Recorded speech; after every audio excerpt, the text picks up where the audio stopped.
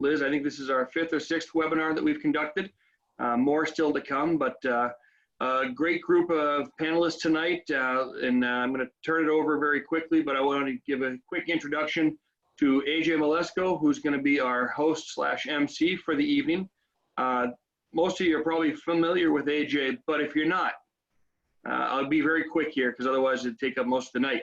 The accolades, AJ's a former player at Harvard, 1999 national champion and Patty Kaz recipient. That is the Heisman of women's hockey. It is the best player in the women's hockey game. She is a 2002 silver medalist in the Olympics. She's a 1998 gold medalist in the Olympics for Team USA. She's a hockey mom and a level 4 hockey coach with USA Hockey. And most recently, you've probably seen her in a regular role on a numerous NHL hockey broadcasts with MSG Network, NBC Sports, and most recently, she was the first woman to commentate on an NHL playoff game, which is a tremendous honor and a great opportunity to have AJ leading us here. But one other thing that piqued my interest as I was looking at your bio, AJ, and you've been a broadcaster on 4 ice hockey Olympic broadcasts, but you also joined NBC for a field hockey broadcast as well. So you've done 5 different Olympics as a broadcaster. So that's interesting, but certainly speaks well to your diversity and the opportunity that we have to listen to you and this great group tonight. So I'm going to hand it over to you and enjoy the evening, everyone. Well, thank you, Kevin, and thanks for everybody for tuning in. And it's amazing to be a part of those Olympic Games. And it's funny, I still think of myself as an athlete, as an Olympian, as a player. But of course, I've been a broadcaster now for longer than I was a player on the international stage. But without further ado, I will introduce these incredible women that are on the panel with me. And bear with me because the list is very long. I am shortening it, but these 3 women are very accomplished. We're going to start with Hayley Moore. Hails from Wakefield, Massachusetts, and played her youth hockey with the Chelmsford Lions girls program. She also played with the Dual State Huskies boys, went to Cushing Academy, and then on to Brown University. At Brown, she scored 133 points in 123 games and served as team captain in her final 2 seasons there. Following that NCAA career, she went overseas and played in Switzerland, and then joined the Canadian Women's Hockey League for their inaugural season as a member of the Boston Blades. She spent some time as an assistant coach with UMass Boston and then Harvard, and then joined the National Women's Hockey League and served as the first GM of the Boston Pride in their inaugural season, a trailblazer all the way. That was in 2015-16, and en route to guiding that squad to the first ever Isabel Cup. She even got to suit up for one of the games mid-season to regular Reggie Dunlop player coach. I guess it was GM player. She spent the last 6 years as director of girls hockey with the East Coast Wizards, as well as working in the front office of the NWHL. Currently, she serves as the president of the Boston Pride, which went 15-0-1 before the season was canceled in March, or paused in March and recently canceled. Welcome, Hayley. Next up, we have Jillian Dempsey from Winthrop, Massachusetts, and played her mites and squirts with the Winthrop youth hockey boys before joining the Islanders girls programs for a year and eventually moving on to the Aspet Valley girls program. She attended the Rivers School and then went on to play at Harvard. Jillian currently teaches 5th grade at the Cumming Elementary School, and I will say, as a mother of 4 kids during this pandemic and all this distance learning, all hail teachers. So my hat's off to you, Jillian. She's played she played for the Boston Pride of the NWHL since its inception. In that season we talked about, the 2015-16, went on to win that first ever Isabel Cup, and is also the league's all-time leading scorer. She's the first player in league history to break 100 points. She helped the team this year to that 15-0-1 record and a berth in the championship game. And she led the team with 40 points. She also served as an all-star game captain for the game that was held in Boston this past February. She represented Team USA in international tournaments. She's led Harvard in the Beanpot and the NCAAs, and is helping write the record book for the NWHL. Welcome, Jillian. Thanks for having me. Sammy Davis hails from Pembroke, Mass. She played for their youth hockey program and then played for the Bay State Breakers girls program. She went to Tabor and then went on to BU and was a part of the Terriers women's program for 5 years, serving as team captain for 3 of those years. She finished with 142 points. She was recently selected by the Boston Pride of the National Women's Hockey League with a #1 overall draft pick. Congratulations. And really impressively, she is simultaneously working towards her doctorate to become an occupational therapist at MGH. Welcome, Sammy. Thank you, AJ. So to get started here, all of us have our ties to Massachusetts. All of your hockey roots are here in Massachusetts. So I'd like you guys to tell me a little bit about some of your favorite memories of your youth hockey days here in Mass, including how that path led you to where you are now. And Hayley, let's start with you. Great, thanks, AJ. Gosh, it seems like it was just yesterday, and for all you guys watching at home, and I know it seems like it's been forever that you haven't been on the ice, but you'll get back out there sooner than later and get to play in those tournaments and practice with your friends like you're used to. And those are really the biggest memories that I had. You know, I grew up in Wakefield, Mass, and I played Wakefield youth hockey along with, the girls and boys programs up until I went off to Cushing. And I think some of my biggest memories are just kind of playing in those tournaments and playing in the Mass State Championships and, getting a medal put around your neck and all those fun things. But all of the time in the locker room and the coaches that I had along the way, you really remember those things for sure. And that's the thing that I think we all miss right now, and which is why we're so excited to be here tonight. We're connecting with other hockey players, and I think that time in the locker room, that time on the ice where you just get to share the experiences with your teammates, that's the biggest thing that you remember and why we all continue to work in the sport today. Jillian, what about you? Talk about your time playing youth hockey around here and how it led you to where you are today. Yeah, well, it's crazy now to think how much the girls' game has grown. When I was just starting out, it seemed like there were very limited options to play on girls' teams, so I started playing with the boys, and I got to play with my brother through that experience. So those were some great days, like mites and squirts. And then I had the great pleasure of getting to play for Assabet, and it was an intense program, and we were very competitive, but it took me to so many different places. We had nationals in San Jose one year, and Buffalo and Rochester. They're not that great locations, but the experiences, like Hayley was talking about, are something that you'll never forget. So I was fortunate to win a number of national championships and make those memories with teammates who I'm still close with today. So I think it all comes down to just enjoying the experience, being out there, and I'm just thrilled that I'm still playing. So just continuing to make memories with the girls in the locker room. You mentioned some of those locations. I'll tell you, as a hockey mom now, going to those locations, I just don't understand why. I know it's fun as a kid, but there are some other places we can maybe take these tournaments. Sammy, I didn't mean to go in reverse age order here, but we'll end with you here. What about your memories are a little fresher, I guess, from your youth hockey? It was yesterday. I guess so. So I guess I can relate to Jillian. I mean, I grew up in the South Shore in Pembroke. I played for my youth team for the boys, and I, like Jillian said, I mean, it's so great to see the women's sports and the game for women growing so much, because now they have the opportunity to play with girls. And I grew up, and I have a twin brother, and I grew up with him, and we played on the same youth team and mites and squirts, and he was a defender and I was a forward. And I'm really close with those kids that I still played youth hockey with, and they still razz me today.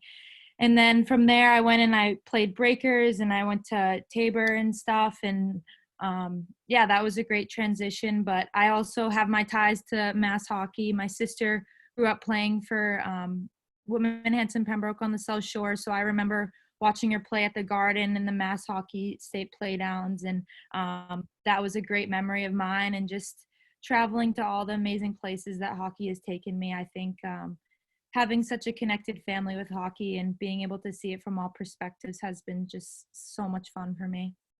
So. Now Jillian and Sammy, you guys are still playing, and Hayley, you've been coaching, and now you're president of a team, but this is a really crazy time that we're a part of, this pandemic. It's unprecedented, and the rinks are closed. We're hoping they're opening up soon, and that may be happening. But some of the questions that we got ahead of time for this panel was about how you guys are staying in shape during this pandemic, and with no ice available, what have you been doing to prepare yourself to help get you ready for the season and when you can get back on the ice? Jillian, let's start with you.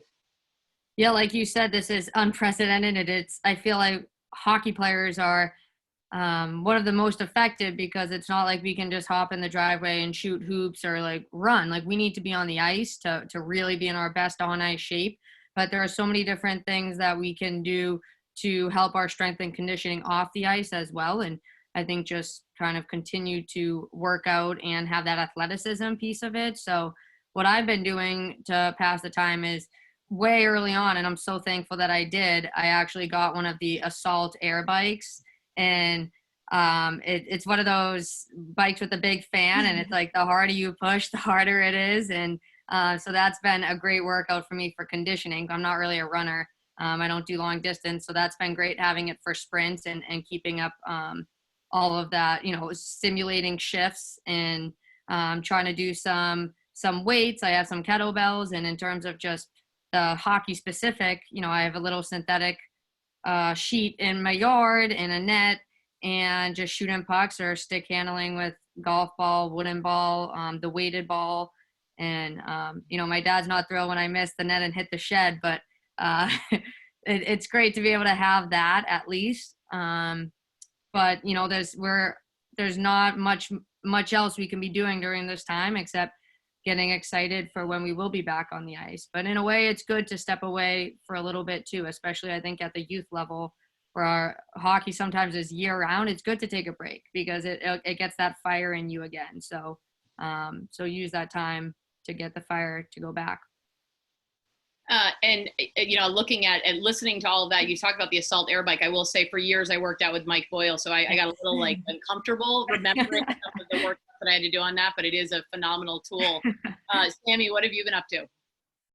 I think a lot of what Jillian said, but I think that right now, it's such a uncertain time, and being able to find a routine and stick to a routine and try and find just normal days. And I guess what my routine looks like is I try and work out at the same time every day. I wake up in the morning, I have breakfast, I do my workout routine. And right now, we don't have a lot of options of what we can do. So I think just for youth players, just trying to find stuff that you can do and make do with what you have. And it is a nice time right now to take some time off away from the rink. So if you want to play a different sport or pick something else up, I think that that's a great time because it correlates to hockey and it can help you on and off the ice too. But yeah, I'm trying to work out, and I'm stick handling and shooting pucks and playing street hockey and just trying to stay busy and kind of have fun, relax, and just enjoy this downtime before I have to start with school and start the season again. I love to hear about the cross training. I feel like that sometimes gets lost these days, and this is sort of a forced look at that. But Hayley, you have a little bit of a different perspective. Obviously, you had a storied career as a player, but you've been a coach for so long with the Wizards. You've worked individually with players and with teams. So if you have a youth player right now, somebody who's in high school maybe, or maybe middle school, and they want to work specifically on their skating or their foot speed or their footwork, what sort of things would you recommend that they do? Yeah, there's still so much you can do off the ice. And I know that, my job has gotten a little bit challenging too with our team at the Pride this year and not having access to ice in the off season. So we've been trying to think of creative ways to provide resources for our players. And you had mentioned Mike Boyle strength and conditioning, and our team is all set up with the Mike Boyle training app right now with all at-home work that they can do. And anything that is explosive like box jumps or squat jumps, that stuff's going to help translate into your speed on the ice. You can use chalk and make yourself a ladder in the driveway to do some quick feet exercises and fun things like that. But you can have fun with it too. If you have a brother or sister at home, you could do some races with those activities. You can play music and stop or jump when something changes, and just try to have fun with it. I think my biggest advice to any of the youth players at home is that, if it feels like it's a job right now, then you're doing it wrong. You should make it fun, play other sports. Playing catch with a ball is going to help with your hand-eye coordination. You can, try to juggle with your stick and a ball as well and things like that. But just keep it fun and be creative at home. And I think that creativity will translate on the ice as well, and it'll help just make you a better athlete and a better player when the time comes. Most athletes face setbacks of varying degrees, some sort of adversity throughout their careers. Most of us are no exception. Obviously right now, this is adversity, no matter what we're doing. And my kids and I have been mourning the loss of their seasons this spring. So I understand that. But can you guys tell us about some of the challenges that you faced up until this point of your career, how you overcame them mentally, physically, and then how they helped shape your path forward? And Sammy, I know that you had a much publicized break from your career at BU with an injury. So let's start with you.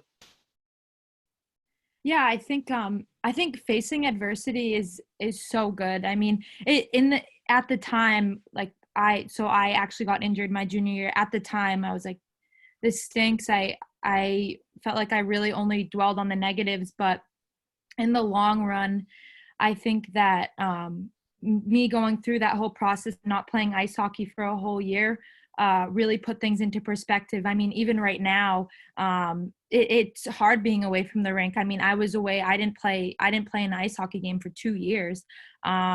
So I know what it feels like to lose something that you love, and it seems like it's your identity and your whole life. But there's so many good things coming out of this, and I really think that that it's great, like what we're doing right now, and we're growing the game and we're spreading the game. There's so many things, so many positive things going on in people's lives, and I think that we just need to kind of be grateful and really reflect on those things. And just some advice I would give is, I mean, if you are facing adversity, I mean, try not to look at it as a negative. Try and look at it as a positive, because you're definitely going to grow and you're definitely going to learn something that maybe somebody else hasn't learned yet. So.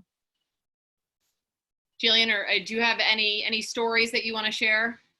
Yeah, I think what sticks with me is I actually got cut from a U14 team, and looking back, I'm like, oh, U14, there was so much ahead, but at the time, that's everything, and you train all summer, you're ready for the season, and to get cut from the team that you so badly wanted to be part of, that hurts. And I think that was a very challenging time where I had to decide, am I going to let this defeat me, or do I want to try to prove them wrong and work harder and earn the spot next year? And I think those moments, like Sammy mentioned, like being tested like that is so important, because it helps you determine how bad you want something and how much you're willing to continue to fight and push and not give up.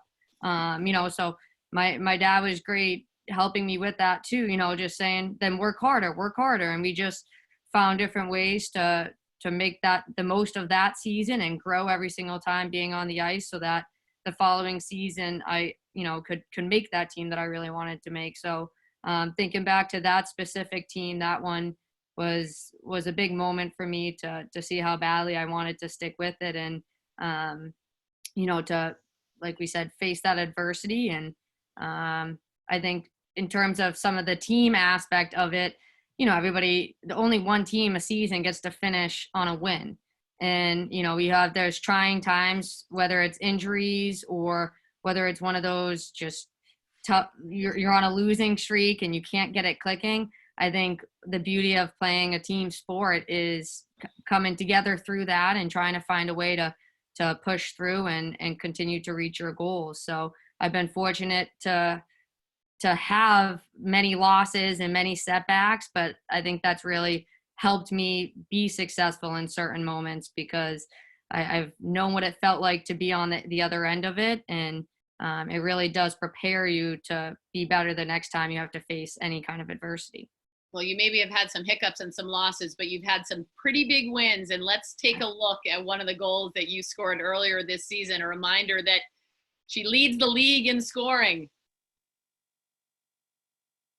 For it, stretching those legs. McKenna Brand, she's going to cancel out that icing call. Really good rush. Gets it right back out in front. Backhand through. They score! What?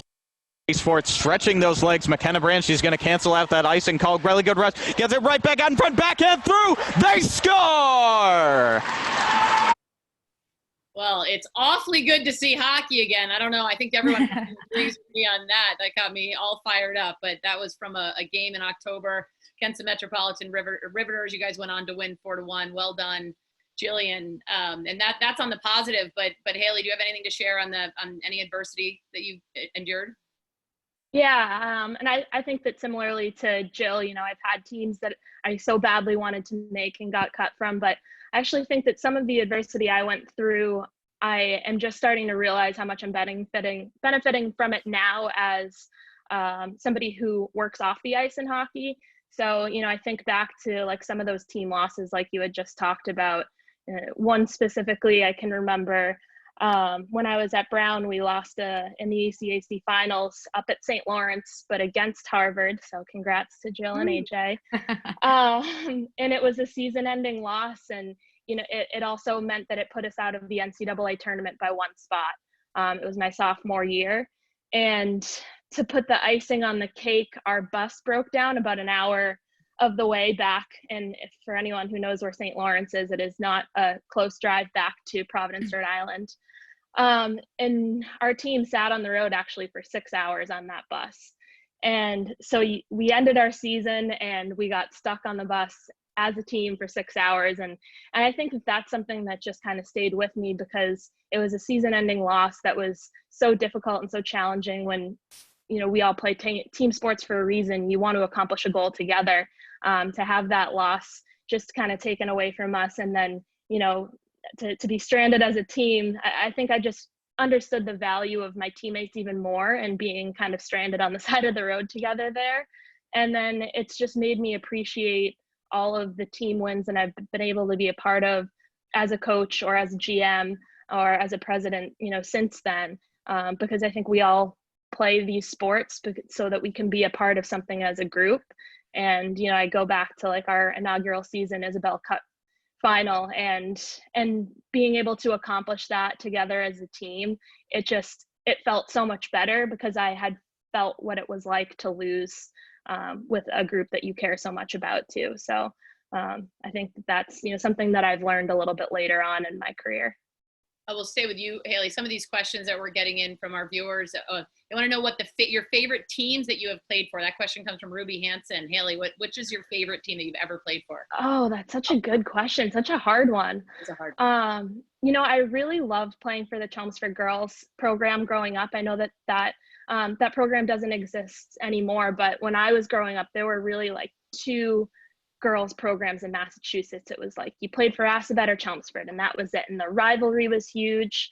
But similarly, like you, AJ, you're coaching your kids, and my dad was my coach for a few years there, and he really just kind of paved the path for me. He also worked for Mass Hockey, volunteered his time, and I just think back to how much he sacrificed as a parent and as a coach, and as a person to kind of pave the way for me and to be a part of my passion. So I always think back on those memories with the Chelmsford Lions like so fondly. My dad was a part of it. I had the best teammates. I'm still best friends with those girls today. And we just had so much fun. Like nothing else mattered but hockey and our team. And, I slept in Chelmsford girls PJs. It was just like, that was it for me. So that's definitely a top one for me for sure. Jillian, what about you? This is a tough question. I think I've been fortunate that I've honestly had, like, there's no year of hockey where I've said, oh, that year I didn't enjoy it. Like, there was something awesome about every single season. And geez, I've been playing now since I was 5. So that's a long time, a lot of seasons. But I think because when I was in 6th grade, I wrote an autobiography, and my future section was to go to Harvard and play at Harvard. So I think that was extra special for me, because it truly was a dream come true. Like, it was a childhood dream, and it happened, and I absolutely loved and treasured the whole experience. So there was something about, as you know, that Harvard hockey pride, and those were the glory days. I absolutely loved it. And at the time when I was in 6th grade, there was no pro hockey for women, so I had nothing. I was dreaming to play for USA beyond that. But obviously having the opportunity to play for the Boston Pride has been something I enjoy so much as well, and continuing playing. And, the team that we had this season, being part of that was incredible and so much fun. So I don't know if it's cheating, but I'm going to say, I say Harvard and the Pride, but I also love my time with Assabet. So I loved it all. It's hard to choose. I loved it all. But that's all right. We understand. I choose all of the above. That's right. Yeah, exactly. Sammy, as you answer this question, Ruby also wants to know if you're excited to play with your BU teammates on the Boston Pride. Oh, I'm so excited to play with them again. I had such a blast playing with them at BU, and I can't wait to have some familiar faces in the locker room again and meet some new girls and learn from the new girls and learn from my old teammates and stuff. So I'm excited about that. But I think I have to go with Jillian. I think I would have to go with all the above. I mean, I loved BU.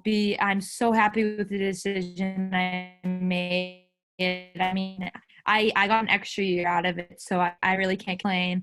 I loved the high school I went to. I loved going to Tabor down the Cape, and I mean, and I loved playing with my brother on a youth team. They just have so many different experiences, and I've had so many different experiences and so many different memories from each one. But I think that ultimately, like, I think I would have to say BU. It just, I've met and played with so many great girls, and I loved playing college hockey. And if I could hit the rewind button, then I would. Who's your hockey idol, Sammy? I actually would do my school projects when I was younger on Cami Granato, and I was obsessed with her. I have her book in my bookshelf at home. I made like a Cami Granato puppet for one of my classes. She was my idol. That's a good one. She's a good one to emulate. What about you guys, yeah. Jillian, do you have a hockey idol? Well, Julie Chu was it for me growing up, and I watched you play though at Harvard too, and you were incredible. But I do have a memory from Chewy that I waited after a game by that elevator for her to come up. I wanted to get an autograph and chat with her, and she was pretty much the last one up. Always. But and I think I got that from her because I'm always the last one to leave the rink. But she was so patient, giving me the time, and she wasn't in any rush to get away, and she probably talked to me for a half an hour or more, and this was after a game. She had friends and family waiting, and she just took the time to talk hockey with me, and I'll never forget that. So, and then when I ended up playing with her a little bit on the national team as I got older, it's just great to know that somebody that you look up to so much really is that awesome. Like she's the real deal. So she was one of my favorites growing up watching Harvard hockey. I hope she still has some of that patience. She just had a baby girl to join her toddler girl, so she's going to need that patience. Hayley, what about you? My favorite player growing up was Sandra White, actually. She's from the town next to me, and she was on that 98 Olympic team with you. And I just thought it was so cool that there was a woman who played hockey that was from a town so close to me. But, back in that time, we were all so spread out, and there were so few girls that played hockey. So I just thought that it was the coolest thing ever that she lived in the town next to me. And, I could see her in the rink down the street or on TV, winning a gold medal. And I still have that Wheaties box from back then when you guys won gold. So that's the one that stuck with me the most. Well, for people who don't know, Whitey is very unassuming, but she had 2 assists and the empty netter that sealed it in the gold medal game in '98. She's a rock star. And I believe she had her name up in the Hilltop Steakhouse in Saugus in her hometown. She did. That's when we knew she made it. That was it. Yeah. Wheaties be damned, it was definitely that.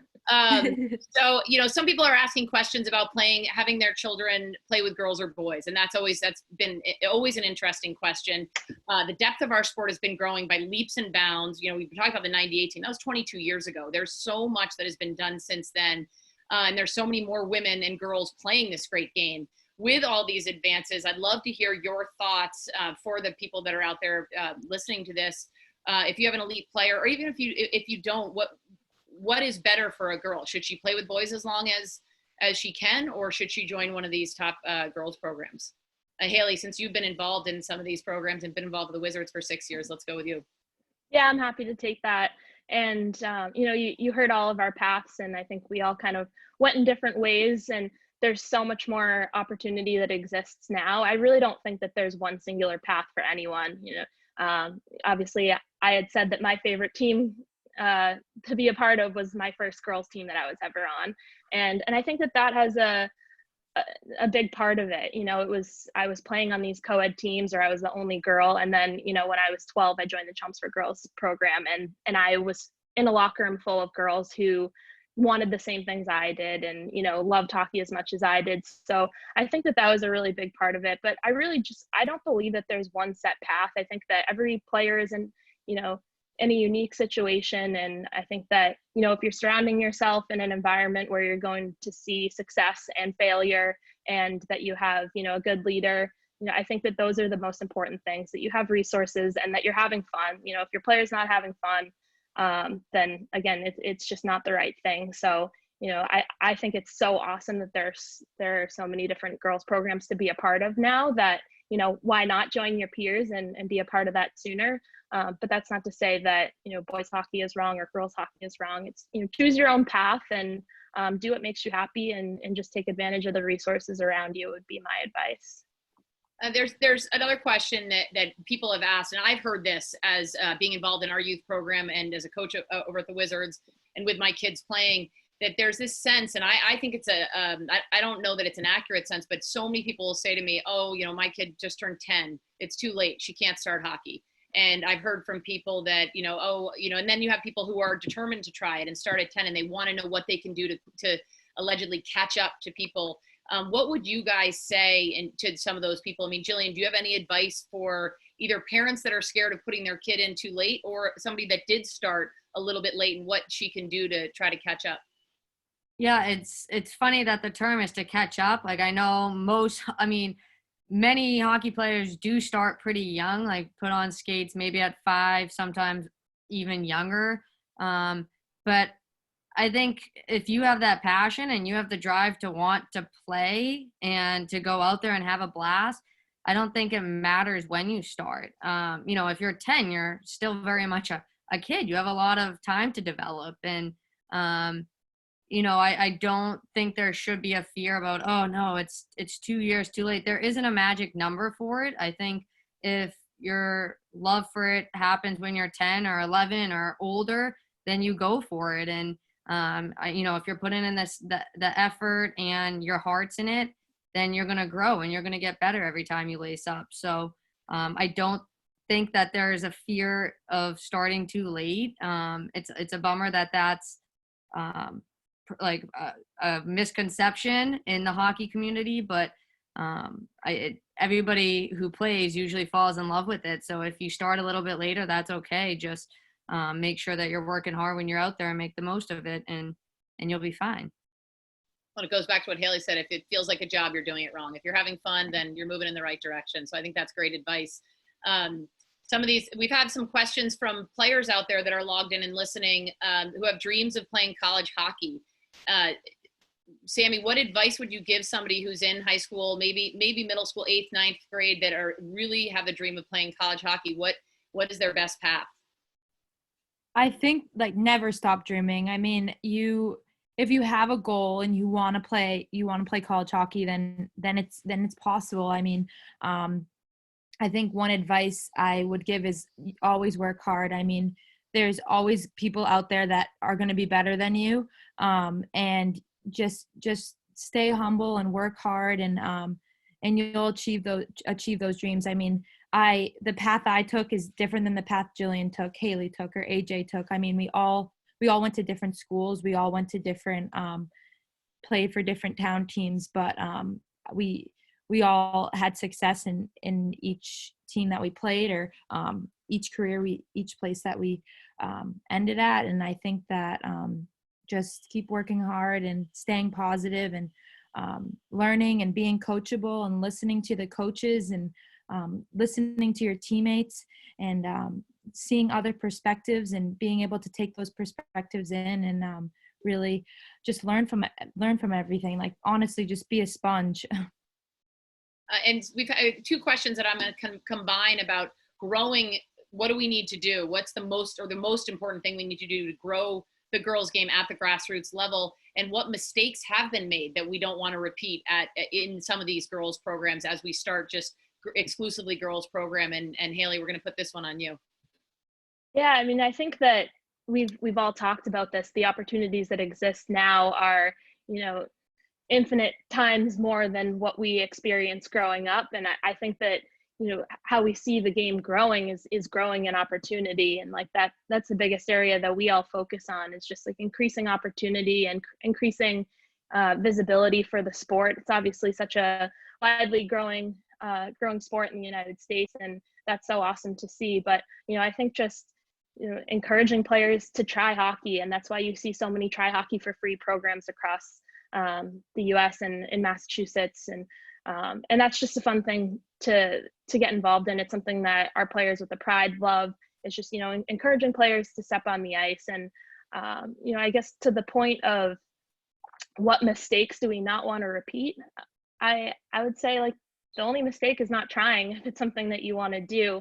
And, every program has different things to offer. And, there are things along the way. But, I would just say the mistakes I've seen in youth hockey all kind of stem from parents or coaches who are trying to be too involved or trying to take the fun out of it for their kids, or, trying to micromanage the situation and say, my kid's better than this kid, or, we lost that game because of so-and-so, like, I think we take that out of the equation. You see that the kids and the players are having fun on the ice, like that's what matters. So the only mistake, I think, is if we take things too seriously and try to get too involved as parents or coaches. And it was somebody wants to know who your favorite coaches were. Sammy, who was your favorite coach that you've ever had? Oh man. These are hard questions. Yeah. I mean, all my coaches played such a different role in my career. I mean, and just they added something to my game. They added something to me as a player. And I think I don't know, they all brought something different to the table. They all taught me different lessons. And I mean, the lessons stick at different levels. I mean, my coaches at BU are amazing. I can't say enough about them. And I don't think I have any one particular coach, but I think one coach that kind of made me love the sport is one of my youth coaches at my team, my Breakers team, Mr. Donato.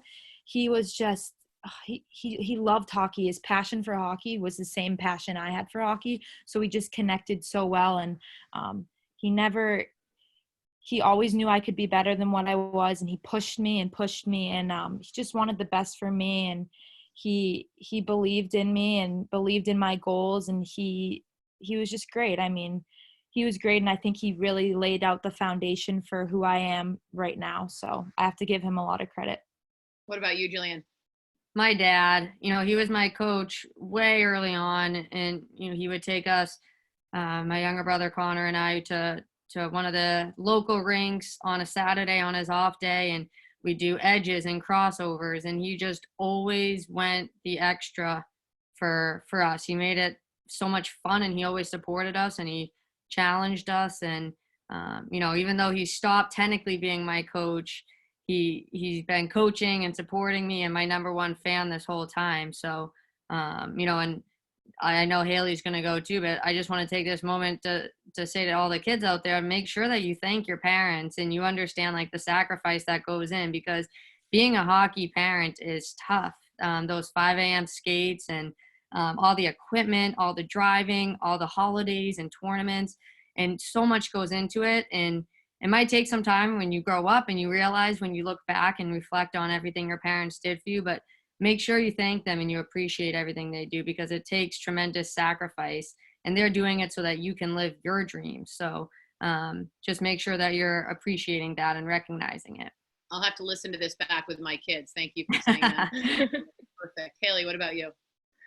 Yeah, it's definitely hard to just pick one. All of my coaches played a huge role, and I was really lucky in having very few coaches. I think I had a lot of consistent coaches. So I obviously mentioned my dad growing up, and I think I pulled different things out of everyone. So my dad was so great at like keeping everything really fun and motivating our group, and keeping us laughing and just sharing our passion. So I got that from him. And, Paul Kennedy was my coach at Cushing for 4 years. And before that, he was coaching me at camps growing up. And he was like a second father to me, and how much he cared about, everything that was going on in my life and supporting me through my hockey career. And, he just believed in me so much more than I did. And I think that that's something that I really took away from him.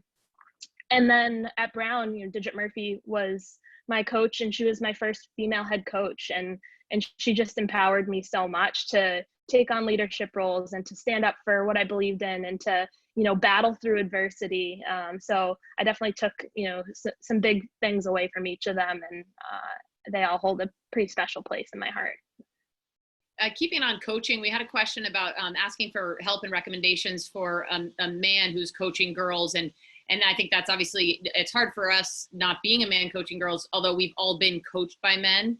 But I'm gonna direct anybody who has questions about that to the Coaching Female Hockey Players, which will be a webinar on Wednesday at 7 p.m. And you'll get much more specific answers to that. I'm sure I don't want to put words in your mouth, but I've had fantastic female coaches and fantastic male coaches. Just be a good coach. It doesn't matter what gender you are. But staying on the coaching, we have a question from Sasha and Julie. They play for different club teams, and their coaches teach us in really different ways. So they want to know how they can train together using the same tools, having different coaches and different strategies. Hayley, you want to tackle that one? Yeah, so they're two different players that want to train together but have different coaches. Is that right? Yes. I'm getting this correct? Okay. So I think that that's actually awesome because they can probably share different perspectives from their coaches with each other, and having different coaches, you learn different things, right? So, you know, I think that it's awesome that they can team up, and that's also one fun way to stay accountable during this kind of crazy quarantine time, is that, you know, you can train with a friend, whether it's virtually or it's your brother or sister or whatnot. But I think that they can learn from each other. And I would say don't be shy in sharing what your coach's perspective is and things that you've learned, because you're both just going to get better by training and sharing that with each other. So I think that's, you know, that's great whenever you can learn more. And like Sammy said, just be a sponge and kind of soak it all in. Then, you know, you're only going to be able to grow more from that. So. Jillian, what healthy foods do you usually eat to stay strong, to stay active, to put yourself in the best position to be an athlete? Yeah, I actually really got into cooking this quarantine. I wasn't much of a cook before, so what better time than now? You know, I think it's important to have it be well balanced. I'm not saying anything new here. You know, have your protein, have your carbs, lots of vegetables, fruit. Like one of my favorite meals is steak, asparagus, and mashed potatoes. The mashed potatoes, I'm treating myself a little bit. So I only have that once in a while, but I think plenty of vegetables and protein. And, you know, after a workout, when I was younger, they used to say have chocolate milk. Now I have a protein shake when I'm done with the workout because it gets the protein and carbs right back in you to kind of help with the recovery. So it is important that you're trying to stay eating healthy, because diet is a big part of your physical, I'm blanking on the word, but like, you know, you can't eat poorly and expect to have a great output on the ice or in anything athletic. So you can treat yourself once in a while, but it's great to have that balanced meal. What's been your favorite meal that you've learned to cook this quarantine? So the grill was something I used to be nervous about doing, but I've done turkey burgers and steak tips on the grill, not together, but I'm a big steak person, so I've loved having grilled steak that I did and not my dad. So well done. Well, I can't wait till the quarantine's over. You can cook me some steak. Sammy, what would you say are some of the major differences that you see when you transition from high school to college, or for some people that are maybe going from high school to junior teams? Yeah, I think, I mean, we've all been there, and I would say when you enter a new team, your role in that team may be different. So, I mean, I guess I've seen it and experienced it hands-on in college. I mean, the type of player that you were on your high school team or your youth team, you may not play that role on your college team, and that's okay. And but you do need to know that you are needed in that role, and everybody has a role. And if you can do that role well, then you're going to be great. And I mean, everybody's always asking me, like, what kind of role are you going to play on your new team next year? And I'm like, well, I don't know, whatever role they want me to play. And it may not look like what it looked like that BU, and that's okay. And I think it's good to have that perspective and have that being able to adapt and change. And But just know that you're needed in any role that your coach puts you in, and every role on the team is important. And we've have a viewer that wants to know what your favorite goal that you ever scored. Hayley. My favorite goal? Well, anybody. Oh, Sam, oh, start with you. oh. Sam, start with you. What was your favorite goal that you've ever scored? I mean, it's hard for all of you guys. I gave your accolades. There are a lot to choose from. I guess like the bean pot game. That was exciting. I mean, we hadn't won in 40 years, and to be able to play in the bean pot, like we all know, and just to play in your home city, and yeah, we did beat Harvard that night. So sorry AJ and Jillian, but yeah, it was just it's great. You grew up in Massachusetts. You dream about playing the bean pot, and I mean, like, it was just so bittersweet and such a great memory. And I think that not the goal, but just like the team win, I think I'll be able to remember that and celebrating with the team. That was a buzzer beater, wasn't it? A couple seconds left. I was OT. OT. Jillian, what about you?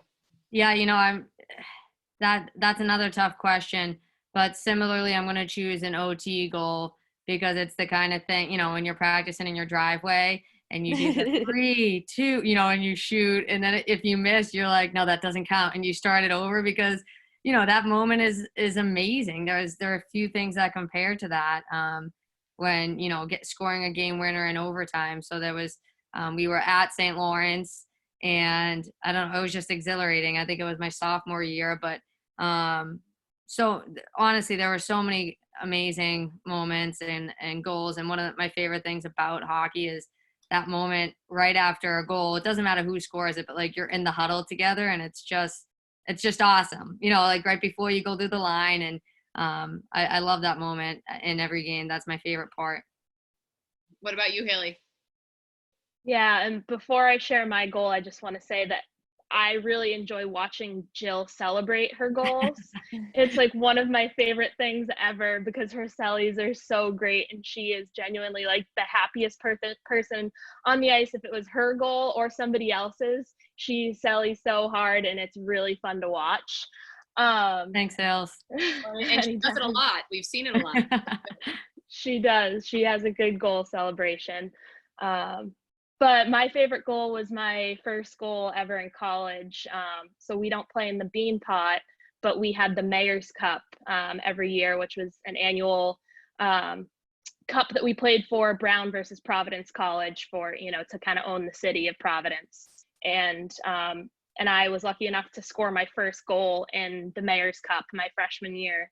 It was 3 months into the season, so I was, like Sammy talked about, and playing a new role. I was used to scoring, way more goals in high school than I did when I started in college, and to have my first college goal in such a big game was a really special moment for sure.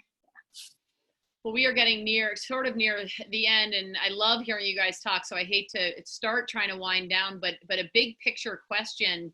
I mean, the four of us have all been very fortunate to be a part of this great game for many years. I'm older than all of you, so I've been around it a lot longer, and I've seen the evolution. I've been able to be a part of it as a player, and then I've had this front row seat as a broadcaster, and of course my kids all play. So I'd love to hear your thoughts from the perspectives of where you're coming, as two of you as current players, and Hayley in administration, of how you would describe the current state of women's hockey, how it's evolved, and also where are we headed? What are the next steps, and where do you see it going? Who wants to start? Jillian, let's start with you. All right. Will you just give me the rundown one more time? Sorry. Where it's been, where we are, where we're going? Women's hockey.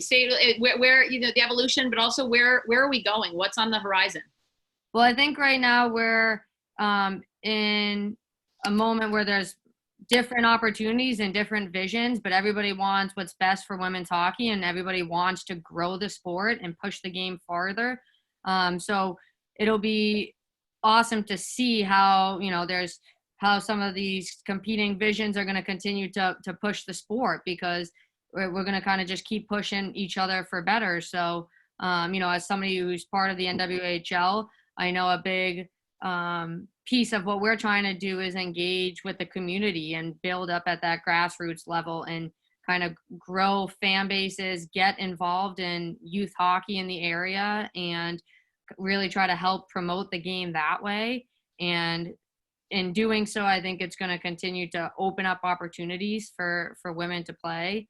And you know what, one thing that I did want to touch on that I meant to jump in a little bit earlier is like the importance of education. I think it's so amazing that women hockey players are, like, for the most part, like, went to college and got these like high degrees, and that education is something that plays such a big role in that. I know I'm a teacher, so I like pushing for that, but you know, when people are just, when young players are deciding what they want to do and what path they're on, I think it's so important to consider the role of education in that as well, and to know that you can do both. You can pursue high academic goals as well as your athletic goals with hockey or other sports. So where I see the game going is I hope that the NWHL continues to expand. Like we expanded to Toronto for next season, so that's going to be amazing to be able to compete against a Canadian team. We know that the Boston-Toronto rivalry runs deep, and I'm excited to be part of that again. And you know, just continuing to expand and grow the league and have more support and sponsors and fans engage, and as a player continuing to get out there in the community and be part of these youth programs so that they can really get their opportunity to engage with us as role models and pioneers. Like, you know what that was like because you are one. So, you know, I got to follow in your footsteps and now trying to create more for the younger generation. So I can't say what's coming, but I'm excited for the future of women's hockey. I think it's going to be growing, and I think it's going to be great. And Hayley, you've worn a lot of different hats. You've been coach, you've been GM, now you're president, but you've also been the director of girls hockey at the Wizards. You've been an athletic director at a high school and assistant coach in college. So you've run the gamut here. So what are your thoughts? Yeah, I mean, I think when I think about where women's hockey is right now, I think of the word like growth and that it's thriving. I feel like, you know, we've talked about this all night, but just the number of opportunities there are in women's hockey from the youth level through the pros is something that I feel really proud to be a part of this whole community. And, you know, I remember graduating college, and my entire life, I thought I was going to play hockey forever when I was a kid. And I thought that was going to continue for a long time, but that really, it wasn't the case. It's not something you can do forever. But now I've been so fortunate to be in roles off the ice that I never knew existed. You know, I didn't grow up as a kid saying, I want to be a GM, or I want to be a coach, or I want to be a president. Like, I didn't know that those things existed because they didn't for women, and not women's hockey. So I just feel really fortunate that, you know, I've been able to have these different roles within hockey, and that, you know, I've had coaches who inspire me along the way, and that we have our platform to kind of grow and develop. But that's, you know, what I see for the future of women's hockey is more opportunities, not just on the ice, and more girls playing youth hockey and college hockey and professional hockey, but also more women in leadership roles off the ice. I'm so proud and fortunate that I get to work in that every single day, but it's a passion I had no idea I even had until the opportunities started to come and kind of pave the way. So yeah, it's something that I've been discovering over the past few years, but I'm so happy that, you know, my job exists, that, you know, we have female broadcasters and female officials on the ice in our games, and that, you know, all of these jobs exist within women's hockey because we exist as a league and growing. So. Well, I see Kevin popping up, but I'm hoping we have a quick second to hear from Sammy as she's about to embark on her professional career, which is so exciting as the overall number one draft pick. So do you have any quick thoughts on this? Yeah, I mean, all the years I've been, like we said, there's just so many more opportunities, and it's just so exciting. I mean, recently with just like all the attention to women's hockey, I guess I'm just so grateful, and I think it's really great. Like, the game's really growing, and I see such a bright future for females, and for this league, and for what we can do. So it just makes my heart full, and I'm excited to see what's next for us. And like Jillian said, I don't know what it looks like, but it's exciting to be a part of it. Well, I thank you guys for answering my questions. I'm sorry we didn't get to everybody's questions. There were some really good ones out there, but I think the overarching theme here is if you can see it, you can dream it, and you can be it. There are so many opportunities out there, and thanks everybody for tuning in, and thanks for having all of us. Well, great job, everyone, and this was awesome. I mean, I've been listening the whole time, and just absolutely great information, great stories that you're all able to share. And I love the passion that's shared amongst this group here. And I think that was definitely something that all of our viewers tonight were able to kind of take in, that there's a lot of passion for the sport, and hockey's a great game in that perspective. And I think, everyone really hit on this too. There are opportunities beyond just playing the game for women in hockey going forward now. It's amazing, and it's awesome, and it's where it should be. We're lucky to be able to be in this time and age where this opportunity does present itself to all of the women and girls out there. So, on the ice, hold your heads up high, ladies that are still playing and working at it. Keep working, keep pushing yourselves. Be the best that you can be. Get ready for the season. It's not too far off. I know one of the questions we had tonight was, are the rinks in phase 2?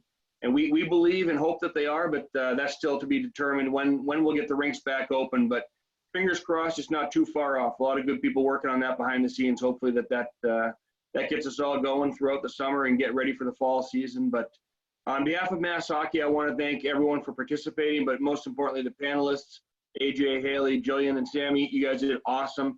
Liz behind the scenes. We're lucky to have Liz Cohen working with us in Mass Hockey here, doing a great job, and keeps us in line technology-wise and on communications. So we got a great group. Thanks again for everyone joining us. Those of you that are coaches or have interest in Wednesday night, we're going to talk to coaching the coaches on the female side, so jump into that webinar as well. And we hope to see you at the rink soon. So have a great night, everyone. Thank you very much.